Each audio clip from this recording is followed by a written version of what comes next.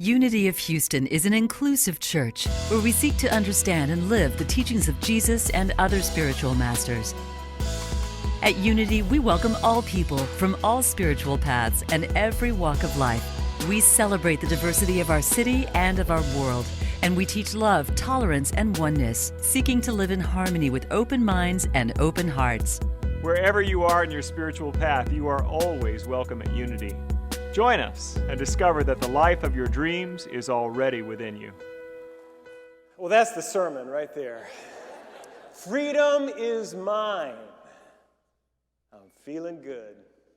Would you like to have more of that? Like break out a piece of that? Well, that's what we're about. For the next 6 weeks, we're going into the deepest metaphysics we offer on how we can shift the very conditions of our experienced reality to align to the true spiritual reality of who and what we are, who and what God has called us to be, that we can experience more of that freedom, more of that feeling good. Who would like to have more abundance, more health, more love, more well-being in every area of their life? Is that you?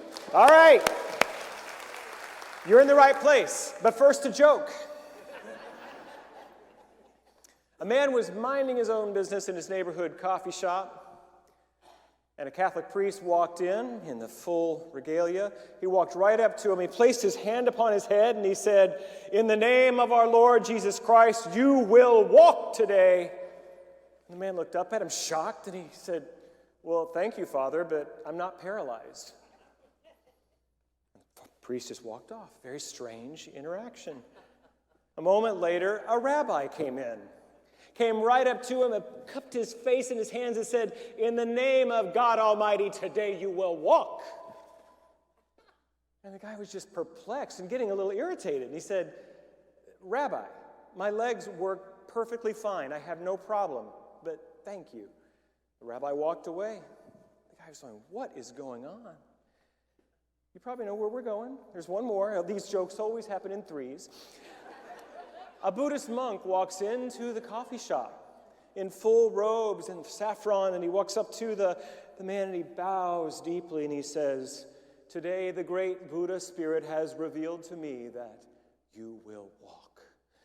And the guy's just irritated at this point. He's like, I don't know who is playing a prank or what, but he stood up and said, "Look, my body works just fine." And he stormed out of the coffee shop and goes to the curb and realizes his car has been stolen.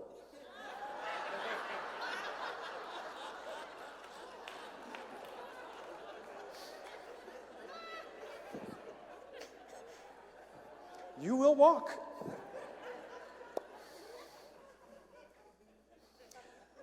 Metaphysical healing was really the beginning of our movement. That there was a teaching that we can align with spiritual principles in such a way that our bodies can know wholeness. Now today, we understand that our bodies are all different, so we want to honor those whose bodies work differently, like our own Joseph, who's in a fabulous chair and zooms around this place. We love him. His body is perfect for doing the work of God that is his to do. We know that. And we know that the idea of spiritual freedom is our birthright. And it is calling to us. No matter how much we are struggling, no matter how good life is, there is always more freedom being offered to you by God. Ernest Holmes, the author of Science of Mind, on page 1 of that amazing book, he says this: "The divine plan is one of freedom. The inherent nature of man is ever seeking to express itself in terms of freedom, because freedom is the birthright of every living soul." So wherever you are on your spiritual path, we often say that in the welcome, you are welcome here. But I would say today, wherever you are in your spiritual path, God's got more good for you. The infinite potentiality of divine good wants to reveal itself to you, and it will feel like freedom. So you can just scan your life right now, and there are the 4 areas we usually talk about. There's your abundance quotient, your money. There's your job, your work, your contribution. There's your relationships and your physical body. Is there anyone in here who feels like they've gotten all the freedom, the infinite potential of God in all four of those areas? If you are, I'm going to trade places with you. I'm going to go sit down there. You're going to come give this message. You see, we're always being called to greater freedom. As our movement was getting started in the late 1800s, a young woman was born in upstate New York. Her dad was a farmer. And she knew that she was called to something more than just, not there's anything wrong with being a mom and a housewife. I think being a mom is the hardest job on the planet. And at the time, there weren't a lot of options for women.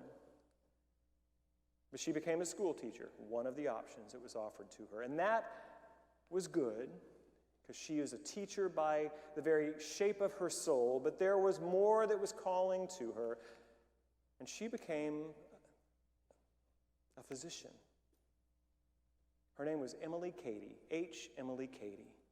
And she established a practice as a doctor in New York City of holistic medicine. You thought we just invented that in the 80s? No, that's been going on a while, 100 years previous.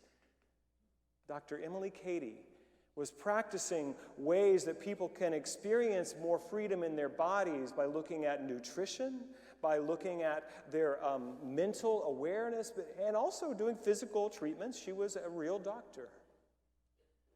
And she became more and more interested in the mind-body connection.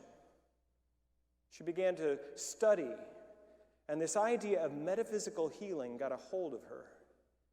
And she studied. She studied under Emma Curtis Hopkins, who is considered the mother of New Thought.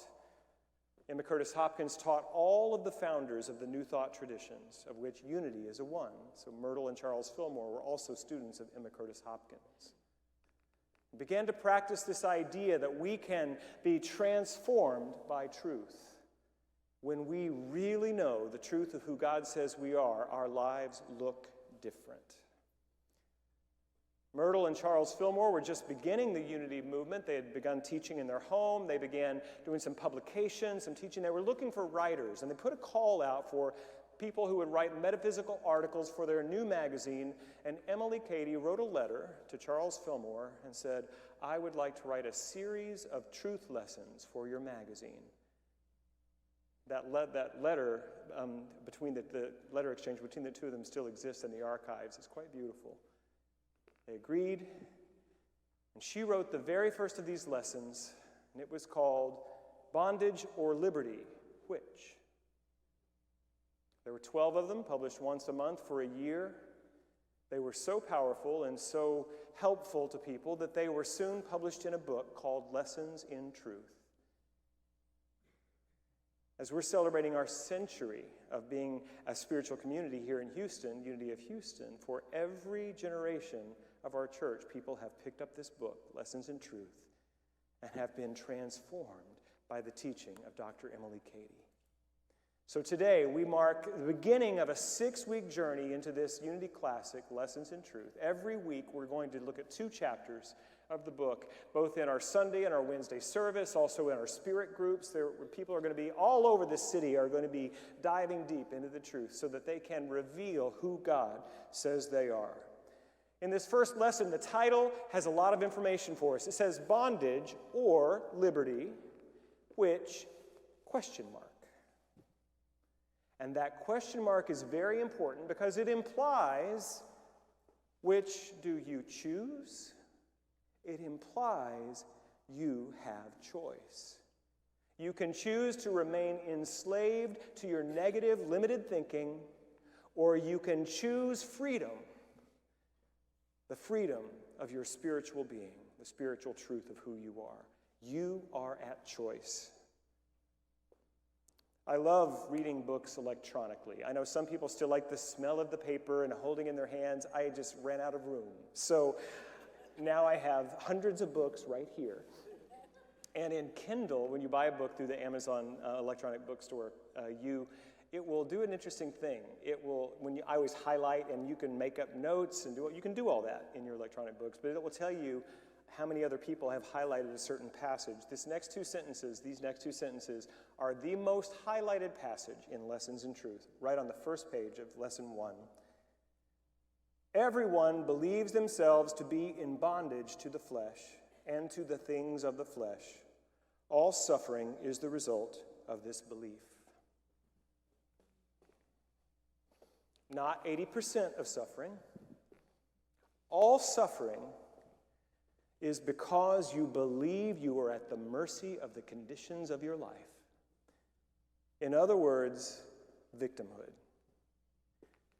We are convinced that I could have had a great life if only. If I had had better parents, if we'd had more money, if I'd had more education, if I hadn't been born with a body that doesn't work in the way that I thought it should, all of these things that are in the level of condition, we are convinced that that is what's keeping me from my good. Not true. It is your belief that you're being limited by that thing that keeps you from the good, not the thing itself. And the good thing about this statement is your freedom is right there. Change your thinking, change your life. So if you're ready for transformation, if you're ready for metamorphosis, buckle in. We're going deep. You'll see we have these butterflies on our banner up here. That's this is our theme. I love the artwork, but we didn't do that accidentally just because they're pretty. The butterfly is a potent symbol of metamorphosis.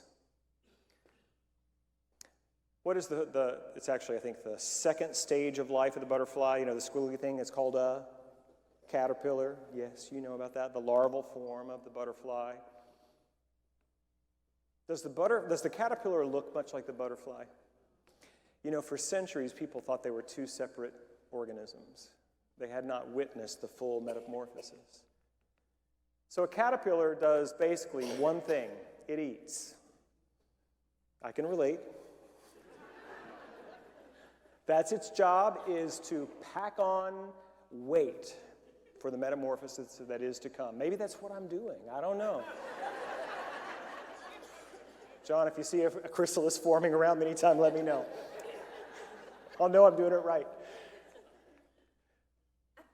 That's what it does. It just eats. It has this squishy, slimy little body, and it just eats and eats and eats and eats and eats. Have you ever had one on your tomato plants?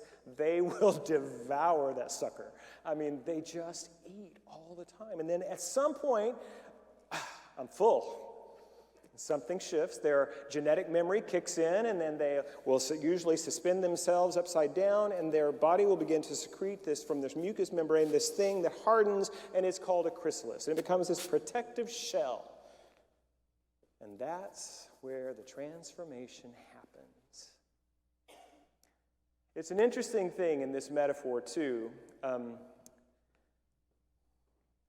I call the chrysalis stage the dark night of the butterfly soul. How many of you have been through a chrysalis experience? Yeah, you know. Where the former life, which was perfect for its time, all the ways you knew to be and to do, it worked until it didn't work anymore, and it stopped working, and everything falls apart. In the butterfly's life, that literally happens. Within the chrysalis, the caterpillar's body, it doesn't just simply make different small changes to become a butterfly. The caterpillar's body dissolves, disintegrates. It becomes this organic goop inside the chrysalis. The last part of the body to deserve is that the head will be the last thing to pop off, which is metaphysically important. Because when your whole life is falling apart in your chrysalis experience, your rational mind will be saying, I can do this, I can handle it, I can take care of it. The rational mind is the last thing to go. The head pops off, the goop is present, but floating in that butterfly soup are these things called imaginal cells. And within them can contain the intelligence of the new body that is required. And they begin to draw into them the nutrients and the building blocks, the cellular structures from the dissolved caterpillar's body to create a new body for a new experience of freedom. And when the chrysalis breaks open, the butterfly emerges The struggle of breaking open the chrysalis is what pumps the blood into the tiny veins and extends the butterfly's wings. They dry, and a new creature has emerged that flies with such beauty and grace. If you haven't had a chance to go to the butterfly exhibit at the Natural Science Museum, you're missing out on some magic. Just to be in a room with all of these beautiful, like paintings, flying around you. It's a potent, potent metaphor. Because that butterfly, that transformation experience, that thing that the way you've done your life in the past was only the way it used to be. Something new wants to happen now. That potential for a brand new life of great freedom, it is true for you today. It's here for you today. And what Emily Cady, what Myrtle and Charles Fillmore, what Ernest Holmes, what Emma Curtis Hopkins, all of these wonderful teachers from 150 years ago, they synthesized the practices and the understanding of spiritual laws, and they've given it to us that we can take it up and practice. Try. Apply these techniques and principles to our lives and see our lives transformed. I am testament to the fact that this works. 25 years ago, my life did not work. Today, I have a life of freedom and fulfillment, of purpose, of meaning, because of these principles. I had a hell of a chrysalis. Let me just tell you that. Can I say that on a Sunday morning? I think I just did. And the former life had to go away. And some of you are holding on to what you knew worked for you, and it's not working anymore, but you have not yet given it up. You haven't yet surrendered to the luminous love light that is within you that wants to reveal your new chapter. But it's yours. I wish I could tell you that this is a very simple 3-step process. You practice it in one 5-minute session and you're done. We could charge a lot for that 5-minute session, but it's not like that. It is a practice. It requires diligence and perseverance. It requires discipline of mind and action, and it takes time. But we're going to give it to you in 6 weeks, and then it's up to you on how you want to take it up. I was thinking about it like playing the piano. How many of you have had piano lessons? Most of us have had piano lessons. That's a frustrating experience, isn't it? And I took a lot of piano lessons for many years, and I got to be pretty good at it. It was still a frustrating experience. I remember there was one Brahms Rhapsody that I was learning to play, probably the most difficult piece I've ever taken up. In college, my piano professor set it down, she played it for me, and I was like, oh my God, could I play that? And then the struggle. Because I'll tell you, it's, 12, 13 pages long. I knew every note. There were a lot of them. It was very black with notes and sharps, and it was very complex. But I had the knowledge already of what all those notes meant. I could have looked at them and I could play every one of them on the piano. But I hadn't yet had the experience of putting that music inside me. And it took time, and it took practice.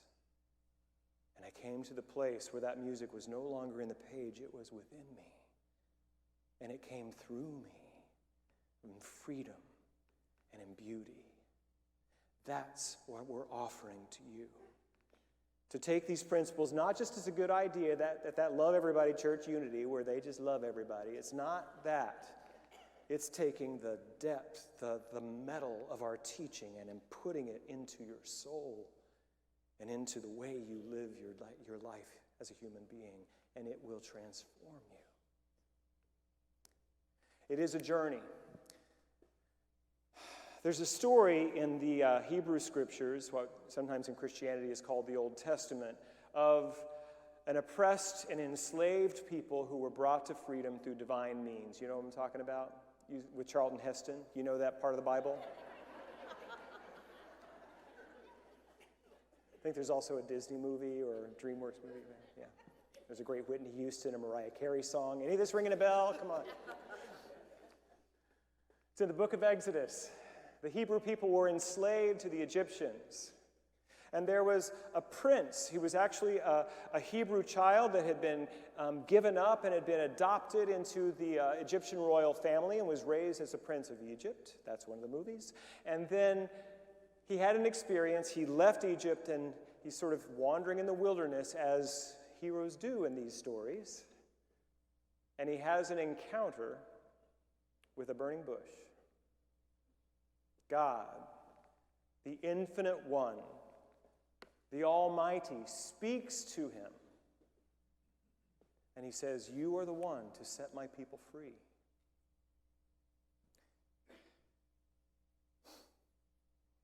And Moses, who evidently had a speech impediment, was like, "Excuse me? I'm just Moses. How am I going to set these people free? Who shall I say sent me?" Come on, my Bible people, what was the answer? I am that I am. Pure existence, pure potentiality, pure power in divine, formless, nameless state that wants to be revealed as freedom for the people. Have you ever tried an affirmation that just did not work? Let's go ahead and be honest. How many of us have done that? Okay, some of you are really honest. Some of you are just, I know. We've all tried it. We get an affirmation, I am a non-smoker. I'm lighting a cigarette. We've done those things. We've done those things. Affirmations don't work when they come from the same mind that created the problem. What is the power of your freedom? Who shall I say sent me? I am.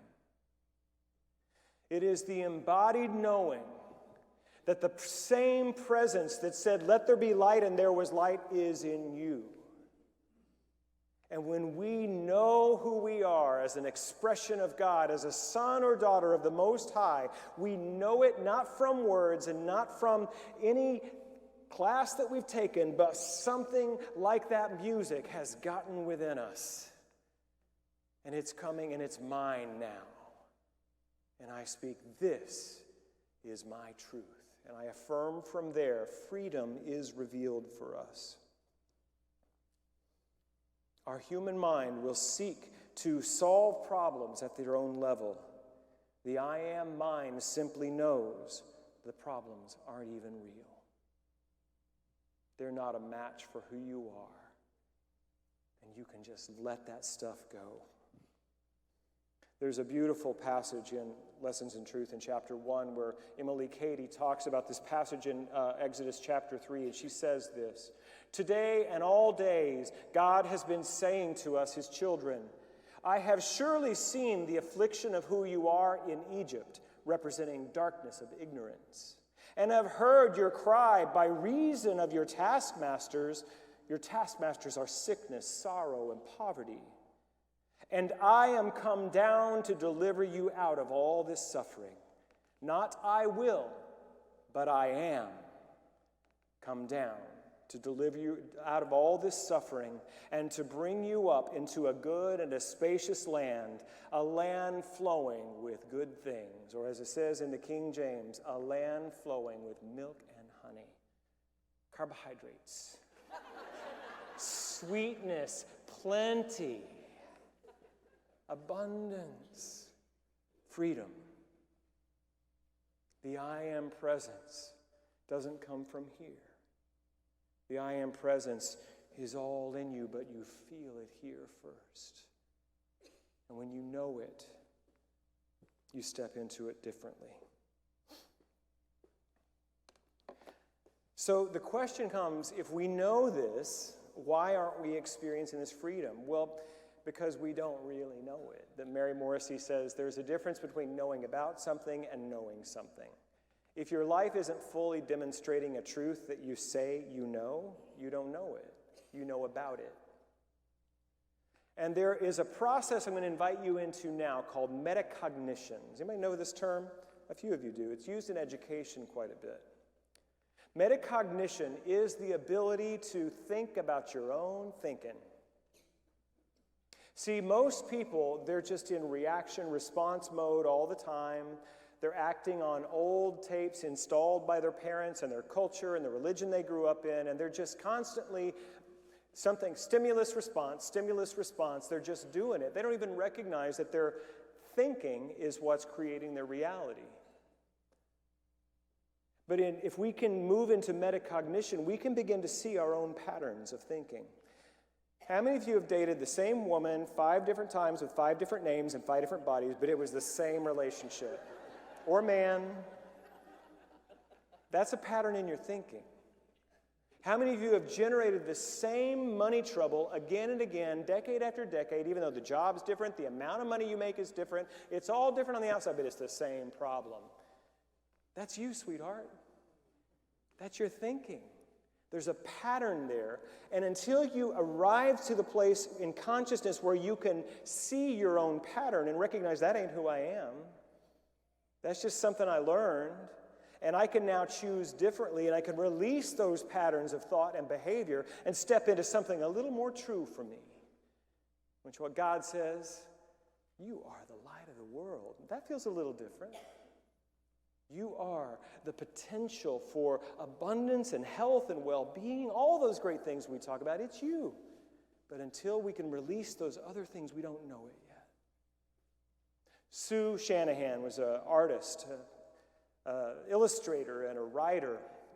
She had an experience. When she was in kindergarten, the kids were doing a painting exercise, and she said she remembers she was doing it. It was a woman with blonde hair and a red dress in profile. And as she's painting, the kindergarten teacher comes over and her jaw drops. She's never seen a child this age paint something like this. She actually went and got other teachers to come in and watch Soo paint. It was incredible, just natural gift. Soo had never experienced someone praising her and recognizing her exceptionalism in that way. So she took the painting home. She couldn't wait. She showed it to her mom. Her mom looked at it, didn't say a word, and threw it away.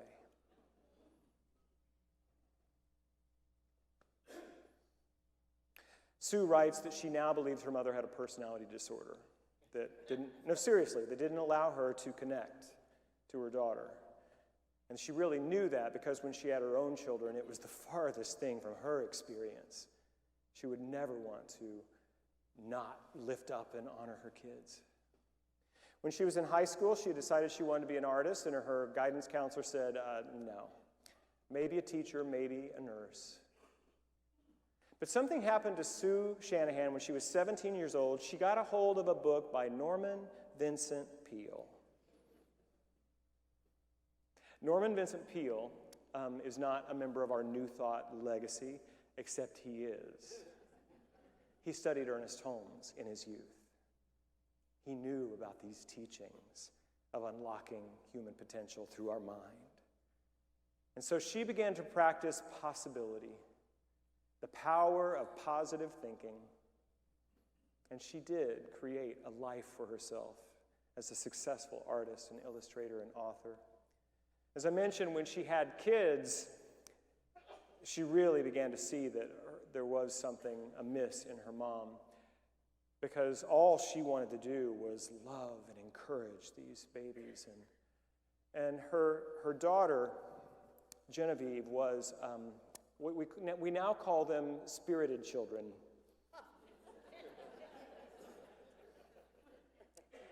Willful children. They test the patience of parents and grandparents and caregivers. I have one, I know. But there's a lot of study about it. That if you can guide one of these children, correct them, discipline them, yes, but don't crush their spirit. They become the entrepreneurs, the artists, the leaders of their generation. And so Soo had this child. Here's an example. When she was 3 years old, she was trying to get her to do what she needed to do. And she finally resorted to that great wisdom. She said, I'm the boss. And the 3-year-old said, I'm the boss too. Spirited child. But when she was in junior high and Genevieve decided that she wanted to go on television, remembering her own experience of lack of support and encouragement, she said, not with this child. She had made a decision at 3 years old that she was going to not crush this thing. She was going to fiercely protect that independence and that ferocity in this child. And so when she said she wants to go on television when she's junior high, she's like, okay. And got tickets to the studio audience for an Oprah show where Oprah was talking about holding on to your dreams, creating the life you want. Later, Genevieve actually did get on the air as a local anchor and reporter, and she had a dream of meeting her mentor, her idol, Diane Sawyer, and so St. Oprah again came to the rescue. She was doing a series then in her show. It was called the Oprah Hookup, where you could write in and ask Oprah to hook you up with something. And so Sue wrote in on behalf of her daughter. She would like to arrange a meeting with Diane Sawyer and Genevieve. She wrote at least 30 times, and it happened. She got the hookup, and Diane invited Genevieve to New York. Genevieve was able to sit in the audience as they did the news segment, and they got to meet her and got a picture taken with her. It was an amazingly encouraging thing. There's a quote that Sue uses at the beginning of the blog, which I read, which I'm basing my telling of her story on. And I love Howard Thurman. Oh my goodness, do I love Howard Thurman. And this was a quote that was new to me, and I want to share it with you now from Dr. Howard Thurman. There is something in every one of you that waits and listens for the sound of the genuine in yourself. It is the only true guide you will ever have. If you cannot hear it, you will spend all your life, all your days, at the end of strings that someone else pulls. Bondage or liberty, which? Which do you choose? When you came in today, you received an affirmation card. If you didn't get one, please raise your hand. The ushers will bring you one now. And know for the next 5 weeks, get an affirmation card when you come in. You're going to have a whole set at the end of this series. Down front, Miss Lorna needs one. So keep your hands raised. We're bringing them around to you. I want to tell you one more thing about this bondage and liberty discussion we're having. You will not be required to manage every detail of building your butterfly body, okay? You don't have to figure it all out. You don't have to control it.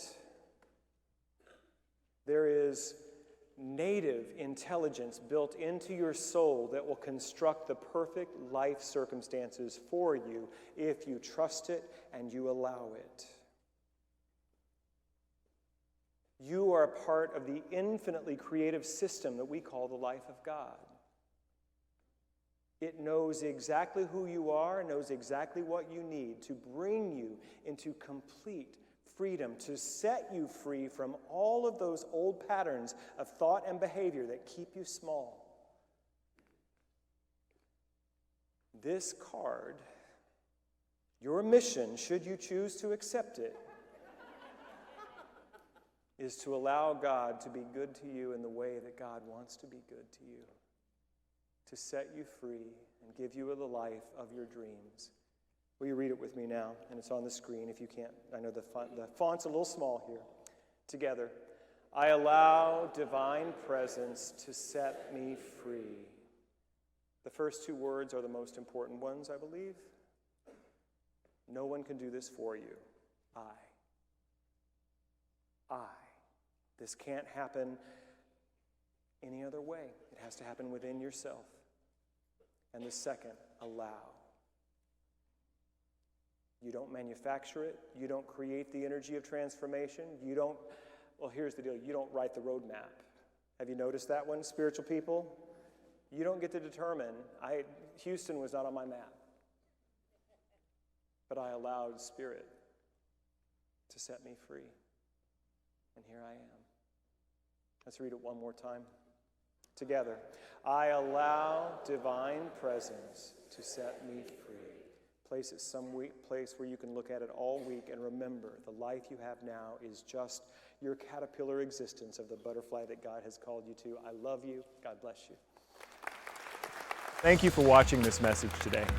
I'd like to invite you to join us in person here on campus at Unity of Houston for Sunday morning or Wednesday evening services. If you can't be with us here on our campus, you can still join us live on Facebook or on our website, unityhouston.org, Sunday mornings at 11 a.m. Central.